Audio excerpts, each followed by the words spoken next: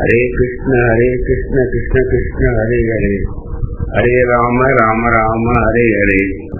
கடைசியில் அந்த செயலின் விளைவுகளை, அந்த பயனை நாம் ஸ்ரீகிருஷ்ணரிடம் அர்ப்பணம் செய்து மனதில் எந்த விதமான எதிர்பார்ப்பும் இல்லாமல் வெற்று கோணி போன்று ஆகிவிட வேண்டும். அர்ஜுனனும் இதையேதான் யுத்தத்தில் செய்தார்கள். அதில் கணக்கில் அடங்காதவர்கள் மாண்டனர். ஆனால் அதில் அவர்களுக்கு எந்தவித பாவ புண்ணியமும் ஏற்படவில்லை. ஏனென்றால் அவர்கள் மனம் பகவான் ஸ்ரீகிருஷ்ணரிடம் இருந்தது. இந்திரியங்களால் தான் எல்லா காரியங்களும் செய்தார்கள். அதே போல நாமும் மனதை பகவானிடம் கட்டிவிட்டு பகவானை நம் மனதில் இருத்தி, அதே போல நாமும் நம் மனதை பகவானிடம் கட்டிவிட்டு பகவானை நம் மனதில் இருத்தி எந்த காரியங்கள் செய்தாலும் அதில் பரிபூர்ண வெற்றி கிடைக்கும். பிறகு அதன் பலனை பகவானிடம் அர்ப்பணித்து விட வேண்டும். அடுத்ததாக நாம் பகவானிடம் பரிபூர்ண சரணாகதி செய்வதற்கு முன்னால் நம்மிடம் உள்ள அகங்காரம், மமக்காரத்தை மனதால் அடியோடு ஒழித்து விட வேண்டும். ஜீவன் தமக்குள்ள அகங்காரத்தை அடியோடு விட்டால் இவனே பிரம்மத்தில் கழிந்து பிரம்மமாகி விடுகிறான். இதையே கடாஹாசம் மகாஹாசம் சொல்றான். நாம் எனது என்பது நம் மனதை விட்டு அகல வேண்டும். உண்மையில் நாம் உடல் அல்ல, நாம் ஆத்மா.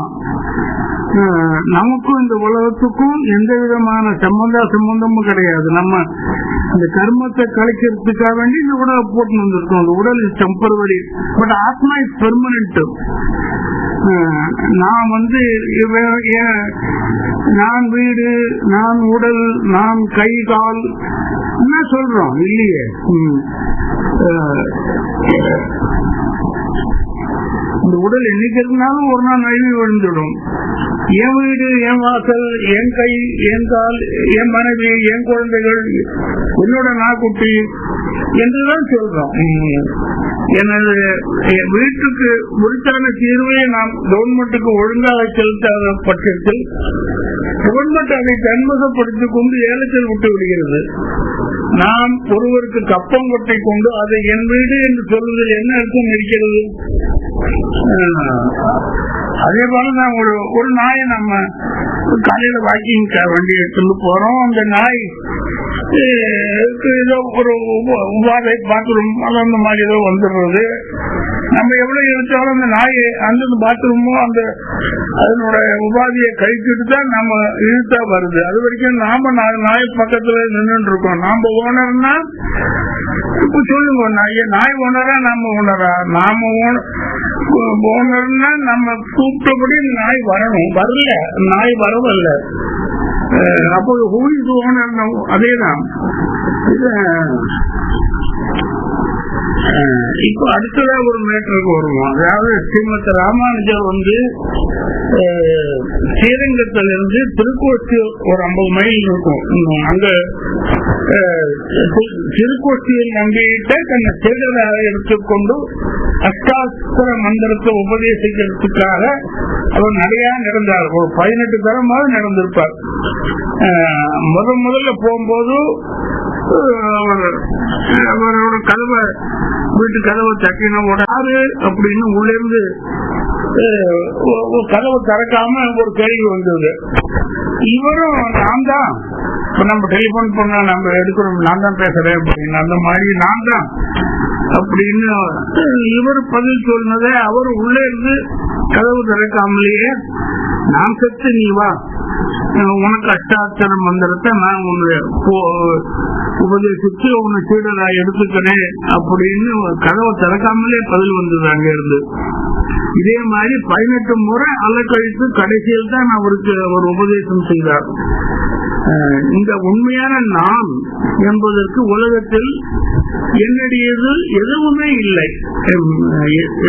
அதுதான் நான். இந்த நான்கிறதுக்கு உண்மையான அர்த்தம் என்னன்னா, உலகத்தில் என்னதுன்னு சொல்றது எதுவுமே இல்லை, அதுவே நான்கிறது. இப்போ வேதம் கூட ஜோபி மேரா நை ஏவோ மைகும், நான் எது என்னது இல்லையோ அதான் நாட்டம். நான்கிற நான் எனதுங்கிற இந்த ரெண்டும் சமுத்திரத்தில் கலந்த நதி போல ஆகிறது. பின்னால சமுத்திரத்துல நதி கலந்து விட்டா சமுத்திர நீர் எது நதி நீர் எதுன்னு தெரியாது இருக்கிறதே அந்த மாதிரி. இப்போ அடுத்ததா இன்னொரு சின்ன ஒரு மேட்டர், அதாவது பகவான் நமக்கு எல்லாம் 2% இண்டிபெண்டன்ஸுக்கு சுதந்திரம் கொடுத்திருக்கா. நம்ம இந்த ஜென்மத்துல இந்த உலகத்துல பிறக்கிறதுனால உன்னோட ஆசைகள் எல்லாம் பூர்த்தி பண்ணிட்டு 2% தான் கொடுத்திருக்காரு. 98% அவர் கையில வச்சுன்றாரு. அதுல இந்த 2% தான் நம்ம இந்த ஆட்டமெல்லாம் ஆடுறோம். பறவைகள்லாம் எப்படி காத்துல பறக்கிறதோ அந்த மாதிரி நாமளும் ஒரு ஏரோப்ளேன் மாதிரி பண்ணிட்டு நாமளும் பறக்க கூடாது. அல்லது இந்த கடல்ல உள்ள திமிங்கலங்கள் மீன்கள்லாம் இருக்கு பாரு, அந்த மாதிரி நாமளும் ஏன் ஒரு நீர்மூழ்கி கப்பல் மாதிரி ஒண்ணு செஞ்சுட்டு நாமளும் நீரிலேயே இருக்கக்கூடாது. நம்ம அவரு கொடுத்த அந்த 2% சந்திர மண்டலம் சூரிய மண்டலம் என்னென்னலாமோ போறோம். ஏன்னா அந்த 2%க்குள்ளதான் நம்ம ஆக்டிவிட்டிஸ் எல்லாம் இருக்கு. அதுக்கப்புறம் அது ஃபெயில் ஆயிடுறது. அல்லது நம்ம 2%க்கு மேல போகும்போது அது ஒர்க் அவுட் ஆகுது கிடையாது. அந்த மாதிரி நமக்கு அவர் 2% இண்டிபெண்டன்ஸ் கொடுத்ததுனாலதான் பகவான் கொடுத்துட்டு இந்த நாட்டம் பிடிச்சி நம்ம உடம்புல கோடான கோடி ஜென்மங்களாக நமக்கு பின்னால முதுகு பக்கமா அமர்ந்து இவன் எப்போ எந்த நிமிஷம் நம்மள உலகத்தை வெறுத்து வைராக்கியமாகி திரும்பி பார்க்க போறான் நம்மளன்னு கண் கொட்டாம பார்த்துட்டு இருக்காரு. என்ன கேட்டா ஒரு தடவை கண் கொட்டி திரும்பி பார்த்துட்டு நம்ம அவரின் சமயத்துல பார்க்கலன்னு வச்சுக்கோங்க. அப்புறம் அவன் எப்ப பார்ப்பானோ அதுக்காக வேண்டி இந்த குதிரைக்கு கண்ணாடி போட்ட மாதிரி 2 பக்கமும் பகவான் நம்மள வாட்ச் பண்ணிட்டே இருக்க. நாம அவரால் முடியாது ஏதாவது இருக்கா? ஒண்ணும் இல்லை உலகத்துல, அவரால் முடியாது ஒண்ணுமே இல்லை. பட் ஏன் அப்படி இந்த நாட்டம் முடிச்ச உடம்புல ஏன் உட்கார்ந்து இருக்கணும் அவர்? ஏன்னு கேட்டா அவர் இந்த ஒரு 2% உரிமை கொடுத்ததுனால அவர் இவ்வளவு கஷ்டத்தையும் நம்ம பின்னால ஒவ்வொரு இந்துக்களும் ஒவ்வொரு பிறவிலையும் கோடான கோடி பிறவிலையும் அவர் உட்கார்ந்து இருக்காரு. அவர் நாட்டம் முடிச்ச உடம்புல அவன் எப்ப திரும்ப போறான் அப்படின்னு நாம கண்ணமைக்காம பார்த்துட்டு இருக்காரு நம்மள. நாம தான் அவர் பக்கம் திரும்பவே வைராக்கியமா மாட்டேன்னு இத்தனை ஒரு ஜென்மமா கஷ்டப்பட்டு இருக்கோம். நம்ம மாயாவும் அதேதான் சொல்றது. திரும்பி பார்க்கிறோம் அவளை உட்காந்துருக்கான் இங்க இருந்து உலகத்துல இன்னொன்னு நினைச்சுக்கோ, நமக்கு யாரெல்லாம் கஷ்டம் கொடுக்குறாள் அந்த உலகத்துல அவெல்லாம் நமக்கு நல்லதுதான் செய்யலாம். அவன் கஷ்டம் கொடுத்து நம்ம அதுக்கு உண்டான பாவத்தை அவ வாங்கிக்கிறாளே ஒழிய அந்த பாவத்தை வாங்கிட்டு திரும்பி பாரு இந்த உலகத்துல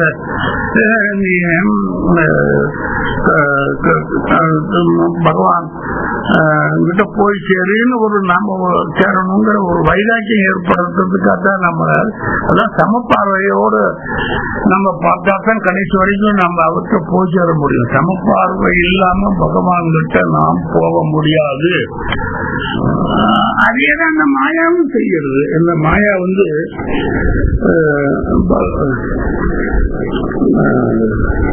ஆனா அந்த மாயா பகவானோட ஒளியில நம்மளை விட்டுட்டா கூட இருட்டு எப்படி விளையுது அந்த மாதிரி மாயா நம்மளை விட்டுட்டா கூட நாம மாயாவை பிடிச்சு விட்டு இருக்கோம். 2% இண்டிபெண்டன்ஸ் நம்ம பகவான் கொடுத்ததுனால என் வீடு, என் வாசல், என் பொண்டாட்டி, என் ஆர்மி, என்னோட பேங்க் பேலன்ஸ் நாம தான் மாயாவை பிடிச்சு வச்சுட்டு இருக்கோம். நாமளும் மாயாவை அந்த 2% விட்டா பகவான் அடுத்த செகண்ட் கூட்டிட்டு போயிடுறாரு. இந்த மாதிரி சொல்ற அவரு சின்ன உதாரணம், இந்த குரங்கு பிடிக்கிறவாங்க நம்ம கை கூட அப்படித்தான். அதாவது நம்ம இப்படி கைய மடிக்க நாப்பில வச்சுட்டோம்னா ரொம்ப சாப்பிட்டா இருக்கு. அந்த மாதிரி தான் குரங்கு கை நம்மள கையை விட சாப்பிடுறது. குரங்கு பிடிக்கிறவாள் அந்த மாதிரி அந்த கையை அது உள்ள போற மாதிரி ஒரு பாட்டில ஒரு கடலை பருப்போ அல்லது ஏதோ ஒரு கடல் மிட்டாயோ ஏதோ சாப்பிடுற தென்பண்டத்தை போட்டு அதை குரங்கு பிடிக்கிறவா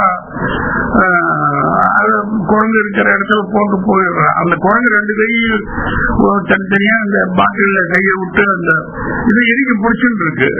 நம்மளும் அந்த மாதிரி தான் அந்த உலகத்தில் உள்ள விஷயங்களை பிடிச்சுட்டு இருக்கோம். நம்ம கையை எடுக்க முடியறது இல்லை. கையை மூடிண்டா கை வெளியே வர மாட்டேங்கிறது. கையை விட்டுட்டோம்னா வெளியே வந்துடும். நம்மளும் விடுறது இல்லை. அதனால இப்படித்தான் நம்ம கூட ஒரு ஜென்மமா கஷ்டப்பட்டு உட்காந்துருக்கோம். அதே மாதிரி இந்த நான் ஸ்டிக் வேர் இந்த இப்ப புதுசா வந்திருக்கு தோசைகள் அந்த மாதிரி உலகத்துல வெளிப்படையா நாம இலக்கியமே முடியும். உள்ளூர நாம நடிங்கிறது நடிக்கிறத பத்தி ஏற்கனவே சொல்லியிருக்கேன். நமக்கு எல்லாம் ஆளுகளுக்கு 2 ஆஸ்கராவே கொடுக்கல. அந்த மாதிரி நம்ம எல்லாரும் நடிச்சுட்டு இருக்கோம். நம்ம அப்படி அந்த நான் ஸ்டிக்கர் தோசைகள்ல எப்படி தோசை ஒட்டாம தெளிக்காகிறதோ அது அப்படியே திருப்பி போடும்போது ஒரு பீஸ் கூட ஒட்டுறதில்லை. அந்த மாதிரி நம்ம இருந்துட்டு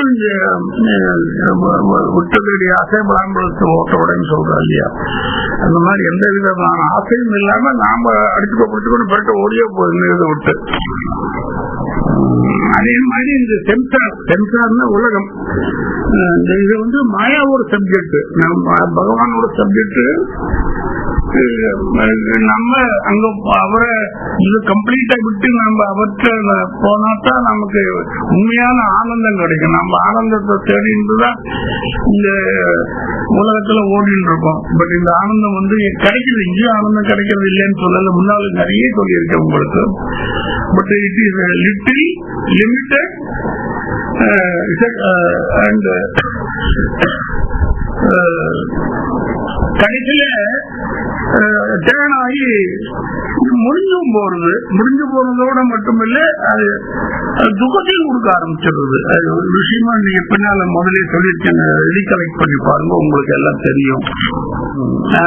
ஆனா பகவானோட ஆனந்தம் வந்து மாயா அங்க போக முடியாது. மாயா வந்து எப்படி வெளிச்சத்துல சூரியன் எப்படி இருட்டுது கவர் பண்ணாதோ அந்த மாதிரி அங்க போயாச்சுன்னா வளர்ந்துட்டே போகும். மாயா அங்க இல்லாததுனால பகவான்கிட்ட நம்ம போனா உண்மையான ஆனந்தம் இன்னைக்கு வரைக்கும் இத்தனை ஒரு ஜென்மத்துல ஒரு தொழில் கூட ஒரு அளவு கூட நம்மளால உண்மையான ஆனந்தம் நமக்கு கிடைக்கவே இல்லை பகவான் கிட்ட இருந்து. அங்க போனா அது வளர்ந்துட்டே போகும். பகவானோட ஆனந்தம் வந்து எண்ட்லெஸ். பகவான் இதையே எதிர்பார்க்கிறேன்.